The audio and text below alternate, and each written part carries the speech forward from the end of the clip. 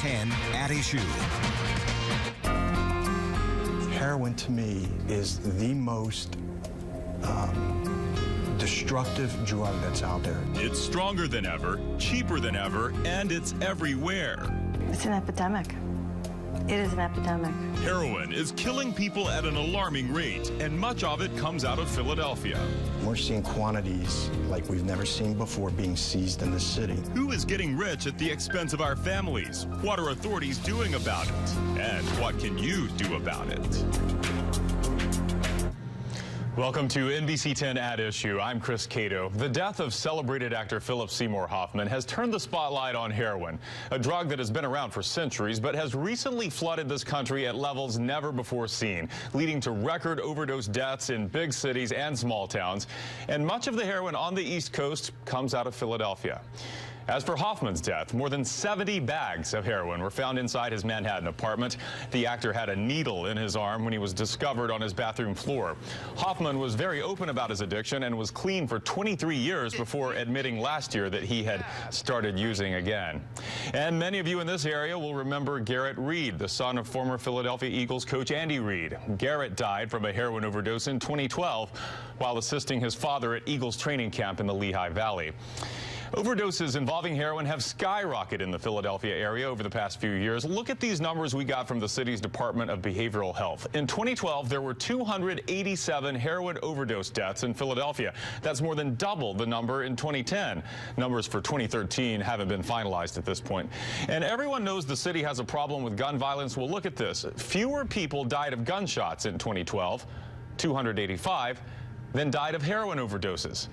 And, of course, the drug just doesn't stay within the city limits. Look at the numbers we got from some of the suburban counties here. Montgomery County, 45 heroin-related deaths in 2013. That's up from 31 in 2010 and only 20 in 2009. And then look at Delaware County, 52 deaths in 2012, whereas they had only 19 just 5 years earlier. So what is behind this sharp increase in deaths? The head of the Drug Enforcement Administration's Philadelphia division gave me a rare interview recently because he wants to get the word out on heroin. He tells me that Philly is now the source of the most pure, most potent heroin on the East Coast. The market here is very strong, and it demands a high-purity heroin. David Dongili is the special agent in charge of the DEA's Philadelphia division. He says historically, heroin came to Philadelphia from New York. But in recent years, Philly has taken over as heroin capital of the East Coast. Philadelphia is now a source city. Bulk quantities, and we're seeing quantities like we've never seen before being seized in the city. Why is that? Why has it become a source city? It is because, quite frankly, the market is here. The addicts are here. The money is here. And the market is flooded. At $10 a packet, heroin is the cheapest it's been in 30 years, which is a problem because the product is also the strongest it's ever been. Historically, heroin in this city and across the country had a much lower purity, somewhere in the neighborhood of anywhere between 8 to 14%. That means it was watered down, mixed in with other substances to maximize the supply. But not anymore. Competition between cartels to put the best product on the street has resulted in heroin that is 65 to 70% pure, making it more addictive and more deadly than ever. Quite frankly, and the only way to describe this is that drug, for the most part, enslaves the soul of the person, and they're fighting to get out of it, but then it's too late. And people are dying at record rate because of it. So who are these cartels that are pushing this poison on the streets here, and what is the DEA doing about it? Well, joining me now is John Hamrick. He's the spokesman for Philadelphia's division of the DEA. John, thanks for being here today. Great, thank you for having me. Your boss just told us there that Philadelphia is a source city for heroin, but he's not talking about the original source. Where is this stuff really coming from? Well, primarily it's coming from Mexico now. Historically, the Mexican cartels were providing us with Colombian-based heroin, shipping that out. They tried to initiate their own heroin distribution, which was brown heroin or black tar heroin. That was not as pure as the Colombian heroin. The city didn't take to that. The region didn't take to that. And the city didn't take to it, meaning that the addicts said, this isn't good enough. Right. We want something better. So they would continue back with the Colombian-based heroin. Eventually now the Mexicans are providing their own heroin. It's more of a white heroin, more similar to the Colombian heroin and just as pure. So we have these two competing kinds of heroin out there from Mexico and Colombia, and that's one reason the market is so flooded with this stuff, and one reason that it's so strong, so pure. Right. Well, now the Mexicans are producing their own. Even though they were delivering the Colombian heroin, now they're producing their own so they can make more of it. The purities are better, and therefore they can compete. And so how is this stuff getting into the country? It's getting in various ways. People are carrying it across the border. It's being smuggled in trucks, body carried on planes, and then further distributed once it gets into the United States, across the border. As your boss put it, by land, by air, by sea. If you can imagine it, they're doing it. Yes. And these guys have some very innovative methods. What is the DEA doing to stop these very organized rings that are operating in Philadelphia? Well, fortunately, the DEA is nationwide and worldwide. And we do target the larger distributors. So, being that in this division, heroin has been the #1 priority for us in the last 5 years. And so we are committing resources, all intelligence analysts, special agents, chemists, and everyone is researching and beginning investigations to look at the sources of these. We typically will start a case here. It will reach out to other cities of distribution, whether it be Los Angeles, San Diego, along the border, and follow that chain back into the Mexican cartels. Yeah, we continue to see these overdose death numbers go up. Would you say that this shows that you're losing that battle right now? No, I wouldn't say we're losing. I think the problem is, as you'll see and speak about later, more people are getting involved with heroin from the prescription medicines. And typically those prescription medicine addicts aren't prepared for the heroin that they're about to start using when they can't afford the prescription medicines anymore. Okay, well, let's go there then. Since you went there, your boss said that the heroin is here because there's a market for it. There's a big market for it in Philadelphia. And why is that? Why there are so many people out there seeking this drug? Well, the market's here in Philadelphia because it is a distribution hub, where it used to be a secondary hub. Now it's a distribution hub. People are driving from other areas to Philadelphia because the heroin is so pure. It has historically been pure. I believe, if you look at the arrest statistics for heroin in the city of Philadelphia, 37 counties in Pennsylvania, 37 different counties are represented in arrest statistics buying heroin in Pennsylvania, and all counties in Delaware. So that's almost half the counties in Pennsylvania come to Philadelphia to get their heroin because it is pure. And you said that it's largely the addiction to prescription painkillers that drives the interest in heroin. Correct. And we know that there's a lot of that in this area. In fact, your boss told us, actually, he categorized it as prescription painkillers being another gateway drug, a new gateway to heroin abuse. And we're going to talk about that next. Coming up, an addiction expert is here with us in the studio. He's going to tell us one thing that leads from prescription pills to heroin, why it's so addictive. And he's going to show parents and tell parents what you should be doing to make sure your kids don't get hooked. When we come back. You're watching NBC 10 at Issue.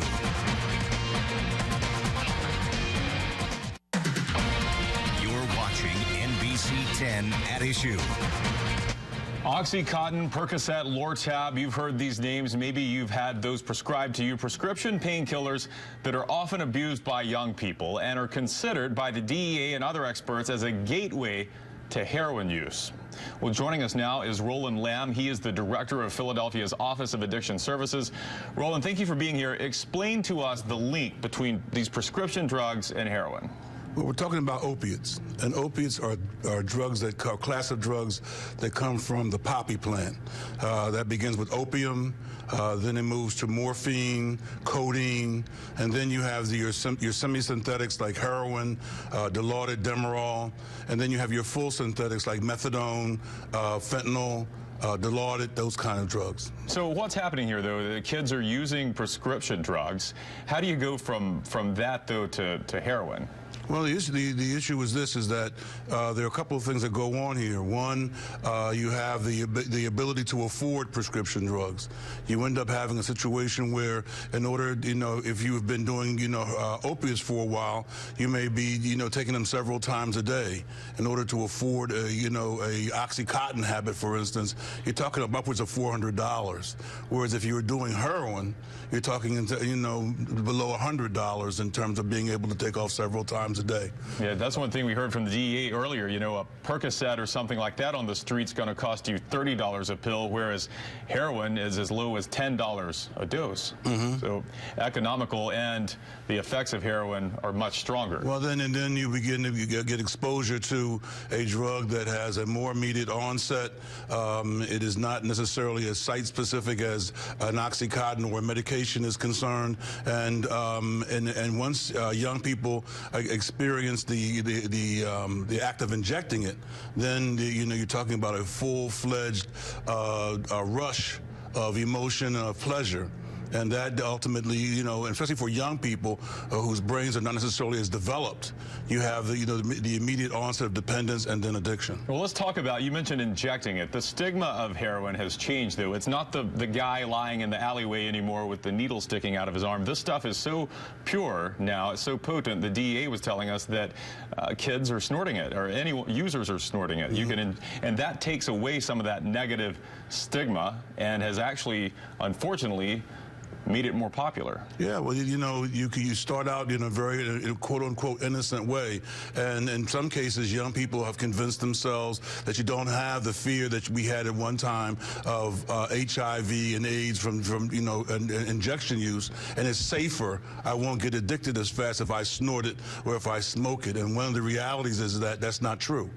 You can over time become just as addicted. I want to explain to people the phone numbers they see scrolling across the bottom of the screen here. There are a lot of treatment options out there, and we want you to have those. We want you to pay attention to this.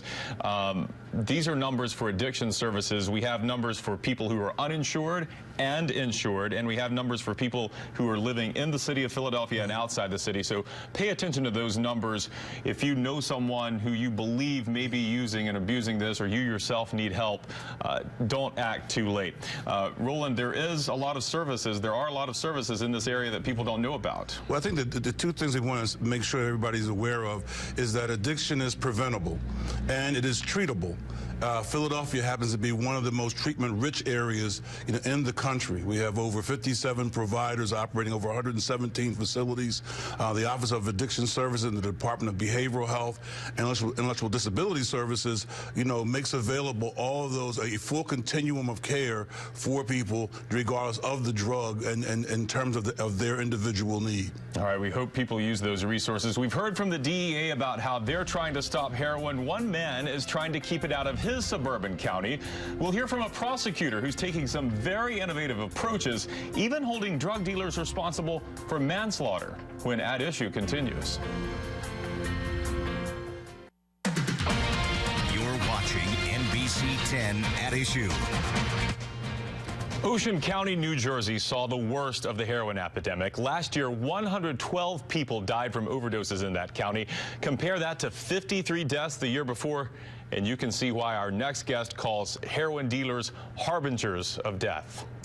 With me now is Ocean County Prosecutor Joseph Coronado. Thank you for driving all the way over here and talking with us about this very important topic. It's a topic you're passionate about. Let's talk about some of the innovative things you've done in office to really try to put a stop to the number of overdose deaths that we've seen in Ocean County.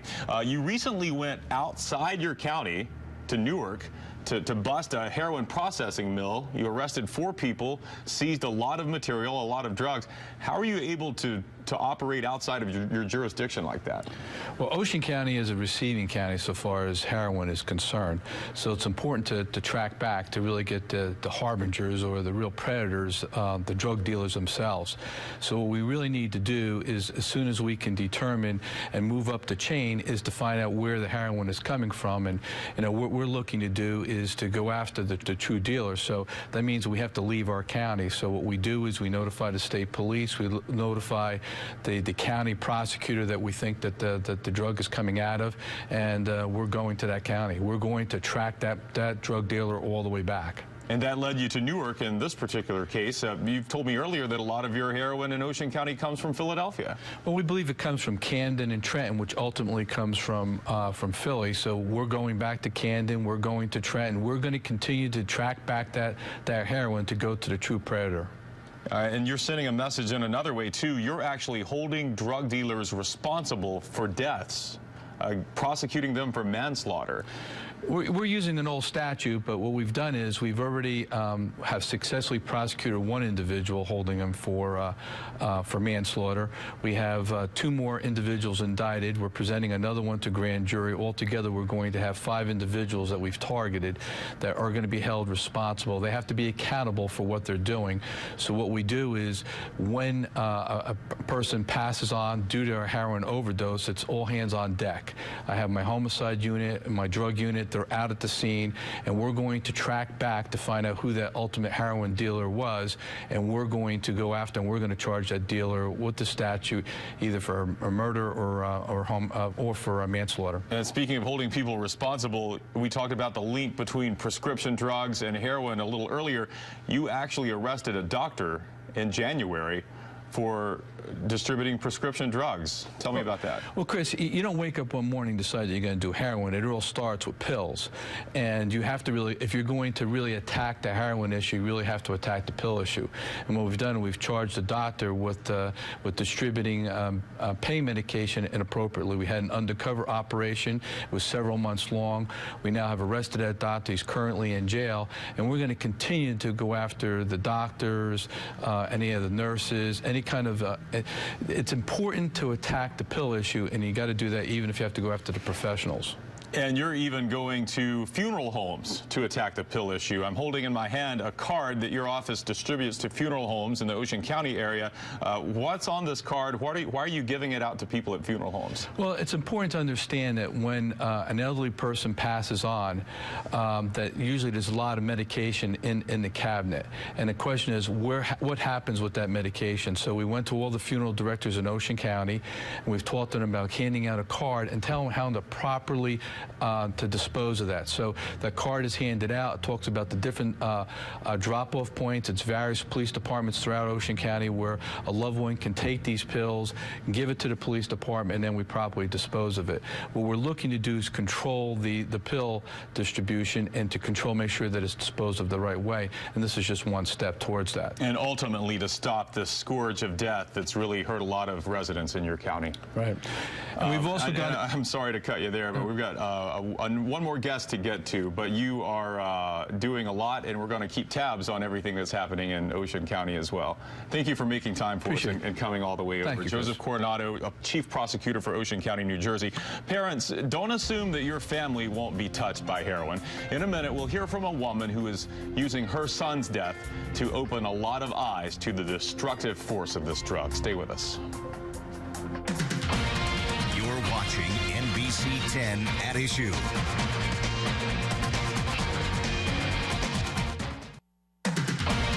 You're watching NBC 10 at Issue. Called me up and he said, "Do you have a minute?" And I came up and he told me that he was using heroin and that it had become a problem for him.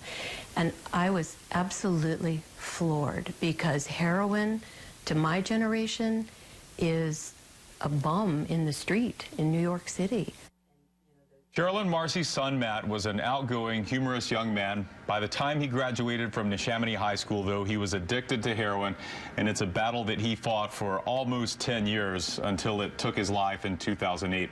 Sherilyn is with us today. Thank you for being here. Thank you for having me. You live in Langhorne, yes, Bucks County, and you've told me before that you made the mistake of thinking this thing doesn't happen in the burbs, heroin. It doesn't happen to my son. Absolutely, and this is, going back probably 10 years when we knew even less about it than we do now. So it was a complete shock to me when I heard the word heroin come out of my son's mouth. It was actually your other son who first told you that your son Matt was having a problem at the time with prescription drugs. Yes. And you thought what? Well, as strange as it sounds now, I was actually relieved because I had seen such bizarre changes in his personality that I really thought he was having psychological problems. And when I heard it was drugs, I thought, oh, all right, well, that's shocking, but it's something we can take care of. When you heard it was prescription drugs, yes. you thought it was completely It was something we can take care of, manageable. something we can fix. He went through rehab several times, and we know that addicts themselves obviously suffer when they're abusing the drugs, but their families suffer too. And their families can spend fortunes that they don't have on treatment, often to see it not work. Absolutely. You know, in the 10-year struggle that Matt had battling his addiction, he went to 3 different rehab programs, 2 in-house, 1 outpatient. We tried everything we could think of, and we spent thousands and thousands and thousands of dollars that we could not afford. There is hope, though, for recovery out there, and that's a message that you're spreading. You and another woman who lost her son to an overdose started a group called Hope for Addiction. Their website is hopeforaddiction.org. You actually go into people's homes, into parents' homes, and educate them on what they should be looking for. What's the #1 thing you tell them? Well, we say look for changes in behavior. That's what I saw mostly with my son, Matt. Changes in behavior, changes in their group of friends, money missing, as everyone has talked about, prescription drugs missing from your medicine cabinet. Those are the major things I think that people need to be aware of. And trivialize nothing, no matter how small it seems, investigate it. Absolutely. That was, I think, the mistake that I made. If I had it to do it over again, I would have taken it much, much more seriously right from the beginning. If you think something's wrong, it probably is, and you need to act on it. Well, you're using his death to get out an important message. I knew he would appreciate that. Hopeforaddiction.org is her group. And again, the number scrolling across the bottom of your screen, treatment resources in your community. That's going to do it for this edition of NBC 10 At Issue. Thank you very much for joining us. For the most up-to-date news of the day, watch NBC 10 News tonight at 6 p.m. I'm Chris Cato. Have a great Sunday.